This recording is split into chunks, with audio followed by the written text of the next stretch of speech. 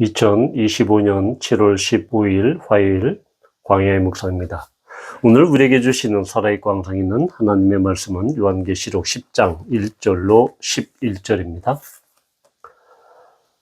내가 또 보니 힘센 다른 천사가 구름을 입고 하늘에서 내려오는데 그 머리 위에 무지개가 있고 그 얼굴은 해 같고 그 발은 불기둥 같으며 그 손에는 펴놓인 작은 두루마리를 들고 그 오른발은 바다를 밟고 왼발은 땅을 밟고 사자가 부르짖는 것 같이 큰 소리로 외치니 그가 외칠 때 7 우레가 그 소리를 내어 말하더라. 7 우레가 말을 할 때 내가 기록하려고 하다가 곧 들으니 하늘에서 소리가 나서 말하기를 7 우레가 말한 것을 인봉하고 기록하지 말라 하더니 하더라.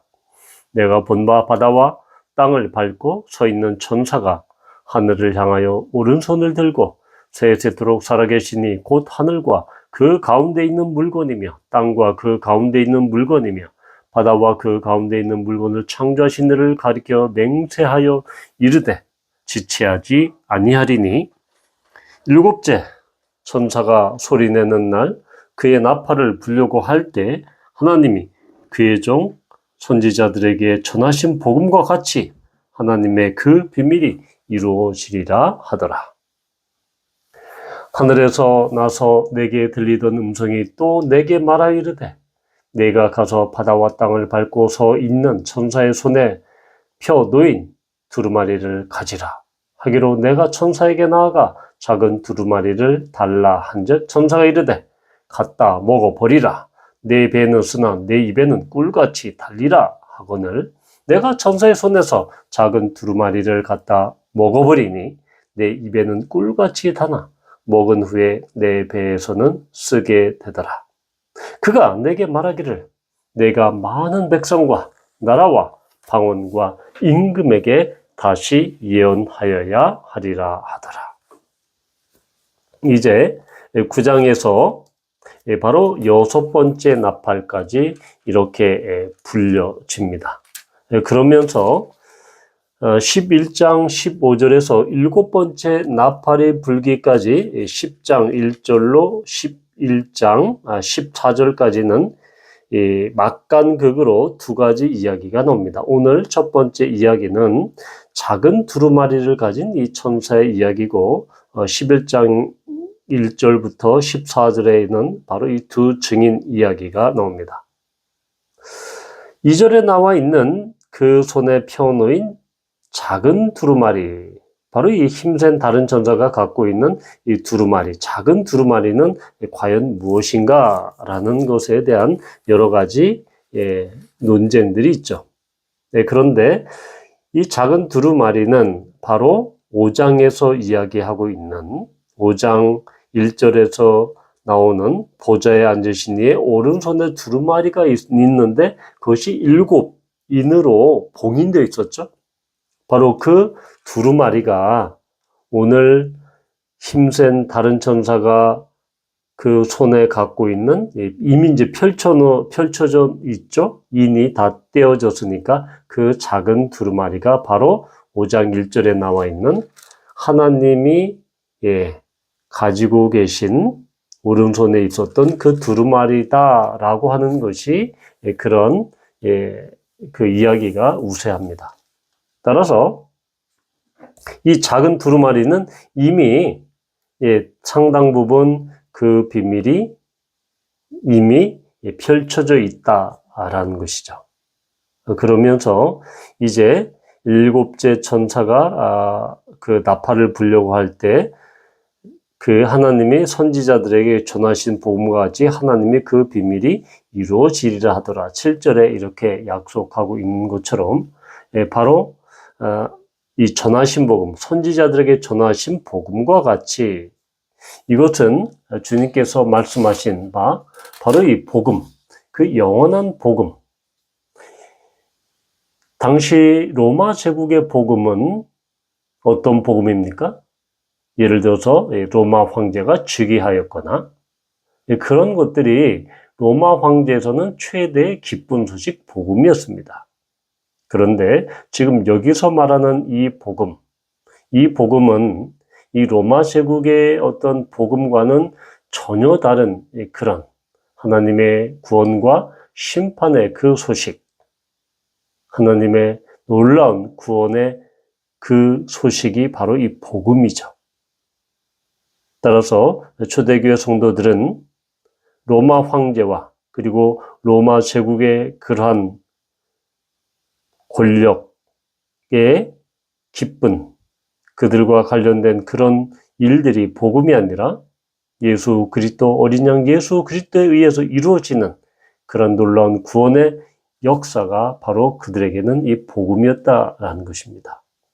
그러면서 이 8절부터 11절까지는 바로 천사의 손에 펴는 두루마리를 가지라라고 이렇게 이야기를 하죠. 그래서 요한은 천사에게 나아가서 그 두루마리를 달라고 해서 그것을 보고 버립니다. 그런데 9절에 보면 내 배는 쓰나 내 입에는 꿀같이 달리라. 그래서 10절에서 이제 요한이 천사의 손에서 작은 두루마리를 가져다가 먹습니다. 그랬더니 요한의 입에는 꿀같이 다나 먹은 후에는 내 배에서 쓰게 되었다라고 이야기합니다. 그러면서 이 천사가 내가 많은 백성과 나라와 방언과 임금에게 다시 예언하리라 라는 것이죠. 바로 이것은 우리가 쓰다, 달다 라는 것은 이 하나님의 복음은 당연히 기쁘고 아주 이 즐거운 그런 소식이죠. 그런데 우리는 이 구약에서 이 하나님의 그 말씀이 정말로 이 꿀송이보다 더 달다라는 이야기들을 우리는 많이 듣습니다. 바로 예스겔 3장 이 3절에 보면 여기에서 이제 연유했는데 내게 이르시되 인자야 내가 내게 주는 이 두루마리를 내 배에 넣으면 내 창자에 채우라 하시게 내가 먹으니 그것이 내 입에서 달기가 꿀 같더라. 그래서 이 두루마리에는 하나님의 말씀이 들어있었죠. 이 말씀이 바로 예언자들에게는 바로 양식이 됩니다. 그래서 이 말씀이 바로 이 꿀이죠. 이러한 이 구약의 이런 독특한 이 사상들은 바로 이 예레미야 15장 16절에 보면 이런 말씀이 있습니다. 바로 시편에도 역시 이제 이렇게 나와 있는데 시편 19편 10절에도 보면 금, 곧 많은 순금보다 더 사모할 것이며 꿀과 송이꿀보다 더 달도다. 여호와의 법, 이것은 여호와를 경외하는도 이것은 하나님의 말씀이죠. 하나님의 율법, 즉 하나님의 말씀이 바로 꿀과 송이꿀보다 더 달다라고 이렇게 이야기하고 있는 것입니다. 또한 이 시편 119편, 이 103편에 봐도 주의 말씀의 맛이 내게 어찌 그리 단지요 내 입의 꿀보다 더 단이다 라고 말씀을 이 꿀에 비유하고 있다라는 것입니다. 따라서 우리는 이러한 이 구약적인 전통, 예언자적인 전통, 또한 시편의 전통에 따라서 사실은 이러한 예언자가 그 말씀을 그대로 하나님의 말씀을 이렇게 자기 안에 담지하고 그 말씀이 그에게 기쁨과 즐거움을 가져다 줍니다. 좀 전에 말씀드렸듯이 예레미야 15장 16절에는 만군의 하나님 여호와시여 나는 주의 이름으로 일컬음을 받는 자라 내가 주의 말씀을 얻어먹었사오니 주의 말씀은 내게 기쁨과 내 마음의 즐거움이오나. 바로 이렇게 하나님의 말씀은 이런 선지서와 또한 시편에서는 꿀송이처럼 그렇게 달고 또한 기쁨과 즐거움을 주는 그러한 이 기쁨의 소식이었습니다. 그런데 여기에서 우리가 눈여겨봐야 할 것은 구약에서 이런 꿀같이 단 하나님의 말씀에 지금 요한은 이 내 배에서 쓰다라는 것을 첨가하고 있습니다. 바로 이렇게 예언자가 하나님의 말씀을 먹어야 된다는 것은 이 에스겔서에 이미 3장에서 나와 있는 것인데, 이 달다라 하는 것은 바로 이 교회 공동체가 하나님의 그 보호하심과 하나님의 그러한 이 지키심에 따라서 교회 공동체가 보존될 뿐만 아니라 그 복음의 담지자가 되어서 그 복음이 온전히 소유하고 그러함으로 말미암아 기쁨과 즐거움이 있게 될 것이다. 그것은 이 교회 공동체 차원, 또한 성도의 차원에서 당연히 그러할 뿐만 아니라, 여기서 이 배에 쓰다라고 하는 것은 그러한 어떠한 그 기쁨, 궁극적인, 정말 근원적인 기쁨에 이르는 그 과정에 고난과 어려움이 있을 수 있다라는 것입니다. 그러한 영광에 이르는 그 길이 어려운, 또한 깊은 시련과 고난의 길을 통과해야 한다는 것을 뜻하고 있는 것이죠. 그러니까 쉬운 말로 하면 고난 없는 영광은 없다라는 것이 바로 이렇게 입에는 내 배는 쓰나 내 입에는 꿀같이 달리라, 이런 말로 우리가 표현할 수 있는 것입니다. 우리는 이 말씀, 당시 1세기 초대교회 성도들이 이 말씀을, 요한의 이 말씀을 들었을 때, 요한계시록을 들었을 때 그들은 이 말에 분명히 동감하고 있었을 것입니다. 하나님의 그 복음, 구원과 심판의 그 복음, 이 복음은 그들의 기쁨과 위로와 격려가 됐지만, 사실은 그러한 하나님의 구원을 이루어가는 데 있어서 그들이 현실적으로 닥친 그 상황은 핍박의 상황이었고 고난의 상황이었고, 또한 경제적으로 곤핍한 그런 상황 가운데, 그리고 다 거짓 교훈이 그들을 공격하는 여러 어려운 고난 가운데 있었습니다. 그렇기 때문에 그런 그들의 상황으로 봤을 때 이러한 쓰고 꿀같이 단 이 하나님의 말씀은 그들에게 실제적으로 다가왔을 것입니다. 그런데 20세기, 21세기 현대의 교회들은 어떻습니까? 꿀같이 단 하나님의 말씀, 이것만 많이 강조하죠. 쓰다, 고난과 또한 이런 고난, 어려움, 또한 고통, 이런 부분을 상당히 약화시키죠. 잘 이야기하려고 하지 않습니다.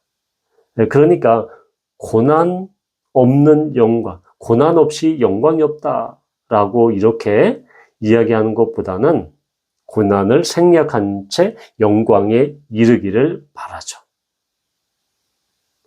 분명히 하나님의 말씀은 영광스럽고 기쁨과 즐거움을 주는, 시편 기자가 그렇게 기록하고 그렇게 고백했던 것처럼, 그렇게 하지만 예레미야 말씀처럼 내게 기쁨과 내 마음의 즐거움이다라고 예레미야에게 고백했던 것처럼, 꿀송이처럼 달달하고 시편 기자가 고백했던 것처럼 매우 놀라운 기쁨과 즐거움을 주지만, 그 말씀으로 인해서 핍박을 받고 고난을 받을 수 있습니다. 때로는 그 말씀이 우리의 죄를 드러내고 우리의 죄를 찌릅니다. 우리의 연약함과 우리의 죄성과 우리를 밝히 보게 합니다. 그래서 우리가 개인적으로 이 말씀을 들을 때, 하나님의 이 말씀은 근본적으로는 구원의 기쁜 소식이지만, 이 말씀 앞에 섰을 때 우리 그리스도인들은 어떻습니까? 이 말씀의 조명을 통해서, 이 말씀의 계시를 통해서 자기의 연약함이 드러나지고 자기의 죄가 드러나지고, 또한 자기가 마치 발가벗겨진 것처럼 그렇게 하나님 앞에서 그러한 존재로 서게 되는 것이 하나님의 말씀 앞에 선다는 것입니다. 또한 교회 공동체적으로, 또한 교회적으로 그렇게 고통과 어려움과 시련을 통해서 십자가의 영광에 이르는 그러한, 마치 초대교회 성도들이 그들의 순교와 핍박을 거쳐서 하나님의 영광에 이르렀듯이 고난과 고통 없는 그 영광은 없다라고 성경은 우리에게 이야기하고 있는 것입니다. 따라서 우리는 이 말씀이 얼마나 우리에게 기쁨과 즐거움을, 정말 궁극의 영광스러운 말씀이지만 그런 영광에 이르기까지 그 과정은 때로는 고통스러울 있을 거 고난이 있을 수 있다는 것을 우리는 명심해야 한다라는 것입니다. 이것은 마치 예수님께서 십자가의 고난과 십자가의 고통을 지시고 마침내 죽음과 음부의 권세를 정복하시고 영광을 받으셨던 그런 것과 똑같습니다. 바라기는 우리는 십자가의 그 고난을 겪고 난 뒤에 영원한 생명이라는 놀라운 영광 가운데, 하나님의 영광 가운데 우리가 참여함을 우리는 알고 우리에게 닥친 고난과 하나님의 말씀으로 인한 그 고난과 어려움을 능히 하나님께서 주신 힘으로 넘어갈 수 있는 우리 모두가 되기를 축복합니다. 기도합니다. 아버지 하나님, 그렇습니다. 우리는 때로는 어려운 일이 없고 고통이 없고 고난이 없고 그런 오직 평탄한 그 길만을 추구합니다. 그러나 성경은 고난 없는 영광은 없다고 말씀합니다. 예수님께서도 십자가의 고난 뒤에 영광을 받으셨습니다. 우리도 고난과 곤핍과 핍절함, 어려움을 당했을 때 이것을 통해서 영광 가운데 이룰 수 있도록 주님 인도해 주십시오. 예수님의 이름으로 감사하며 기도합니다. 아멘.